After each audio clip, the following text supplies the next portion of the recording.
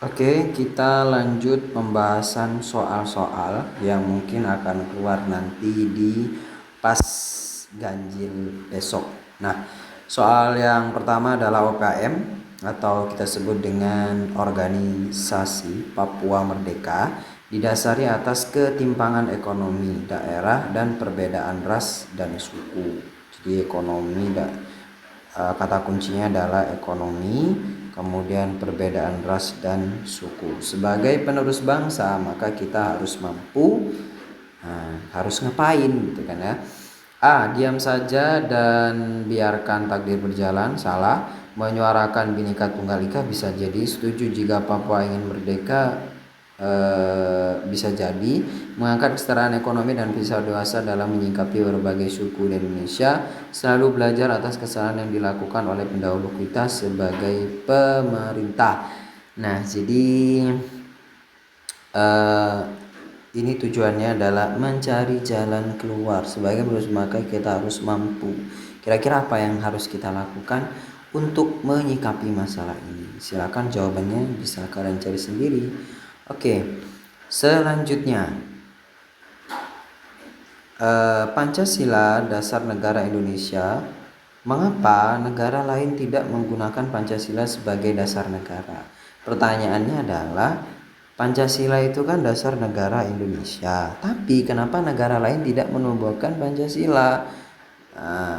Kenapa ya kira-kira? Nah, mari kita bahas. Pancasila terlalu sulit untuk diterapkan? Tidak juga. Pancasila murni hasil pemikiran rakyat Indonesia? Mungkin, bisa jadi kan. Memang Pancasila ini hasil pemikiran founding father kita. Kemudian yang C, Pancasila tidak relevan? Tentu tidak. Ya, setiap negara memiliki latar belakang sejarah yang berbeda yang mempengaruhi dasar negaranya. Bisa jadi Pancasilanya cocok diterapkan di Indonesia? Belum tentu. Ya, jadi silakan kalian cari kira-kira jawaban yang benar itu yang mana, antara B atau yang D. Oke, selanjutnya gerakan DITI di Aceh dipimpin oleh, kalian cari sendiri ya, antara 5 jawaban ini yang benar. Kata kuncinya adalah DITI Aceh dipimpin oleh siapa. Jadi kalian harus pelajari tentang DITI. Banyak soal yang keluar tentang DITI ya. Selanjutnya, para korban keganasan pemberontakan G30 SPKI, mereka diculik, dibunuh dan dimasukkan ke dalam lubang buaya, ditimbun dengan tanah dan sampah. Di bawah ini adalah di antara korban dari TNI AD kecuali, ini cari adalah korban yang bukan dari TNI AD, kan memang yang diculik adalah Jenderal Angkatan Darat. Nah, siapa? Oke, kita backlist yang kemungkinan akan salah itu adalah Jenderal Sudirman, karena Jenderal Sudirman tidak masuk dalam daftar ya penculikan G30 SPKI. Maijen Suprapto, Lejen Ahmad Yani, Maijen S. Parman, dan silakan kalian cari kira-kira yang benar yang mana, S. Parman atau Maijen Haryono, Maijen Suprapto. Silakan cari jawaban yang benar menurut kalian. Kata kuncinya mungkin ada salah penulisan. Di bawah ini adalah di antara korban dari TNI AD kecuali. Kalian cari yang kecuali, bukan TNI AD. Selanjutnya, gerakan ekonomi Alibaba dalam bentuk kerjasama antara orang Indonesia dan Tionghoa untuk saling bekerja sama dalam bidang agar masyarakat mampu bersaing dalam impor ekspor. Namun program ini gagal disebabkan oleh jadi kata kuncinya adalah ekonomi Alibaba. Jadi kalian cari tentang ekonomi Alibaba. Kemudian kenapa kok ekonomi Alibaba ini tidak berhasil dilaksanakan atau gagal dalam pelaksanaannya? Satu, pengusaha ini kurang pengalaman hingga hanya dijadikan alat untuk peminjaman kredit, bisa jadi. Jadi kalian harus cari tahu dulu ekonomi Alibaba itu apa. Terjadinya inflasi besar-besaran, tidak juga. Kurangnya fasilitas yang diberikan negara, tidak. Masyarakat Indonesia tidak mampu menyaingi orang Tionghoa, bisa jadi. Kurangnya kesiapan ekspor impor.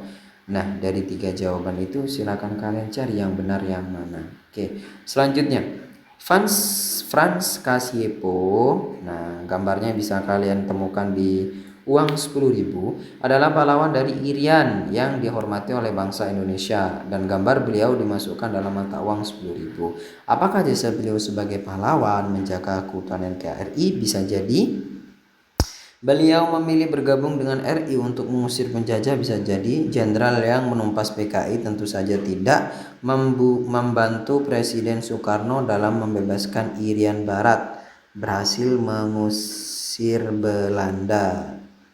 Ya, jadi itu 2 jawaban yang saya blacklist. Dari 3 jawaban itu silakan kalian cari yang benar kira-kira yang mana. Selanjutnya, pada masa demokrasi terpimpin terdapat 4 partai politik yang berkuasa dalam kabinet. Yang bukan dalam partai terbesar itu adalah, nah bisa kalian cari sendiri kira-kira yang mana ya. Apakah Partai Sosialis, Nahdlatul Ulama, Partai Indonesia, Majelis Syura Muslimin, atau Partai Komunis Indonesia ya. Selanjutnya, latar belakang dibentuknya Front Demokrasi Rakyat atau disingkat dengan FDR adalah, kita blacklist. FDR ini hubungannya dengan pemberontakan PKI di Madiun tahun 1948 ya. Yang salah adalah dukungan Amerika Serikat, karena ini nanti hubungannya dengan G30S PKI. Keinginan Soekarno tentu saja tidak, yang ini salah ya. Jatuhnya kabinet Amir Safruddin, jatuhnya kabinet Hatta, bergabungnya Mossad dengan Amir Sarifuddin. Nah, di sini ada 2 jawaban, C dan E, yang mungkin benar. Silakan kalian cari jawaban yang benar yang mana. Selanjutnya, kabinet parlementer pertama yang dibentuk pada awal kemerdekaan dipimpin oleh Perdana Menteri. Oke, yang saya contreng yang salah, Amir Sarifuddin bukan. Kemudian Alisa Suramijo juga bukan, Muhammad Hatta dan Soekarno. Muhammad Hatta tidak. Jadi di situ antara IR Soekarno atau Sultan Syahrir. Silakan kalian cari jawaban yang benar yang mana. Selanjutnya, hubungan yang renggang dengan negara-negara barat menjadikan Presiden Soekarno membentuk poros kerjasama. Nah, ini poros kerjasamanya adalah negara-negara yang komunis. Jadi kira-kira yang mana? Jakarta, Kuala Lumpur, Canberra. Tentu saja bukan, karena Kuala Lumpur itu adalah Malaysia, dan Malaysia itu dekingannya adalah Inggris, jadi bukan komunis. Jakarta, Singapura, Phnom Penh. Singapura juga bukan ya, karena dia bukan komunis.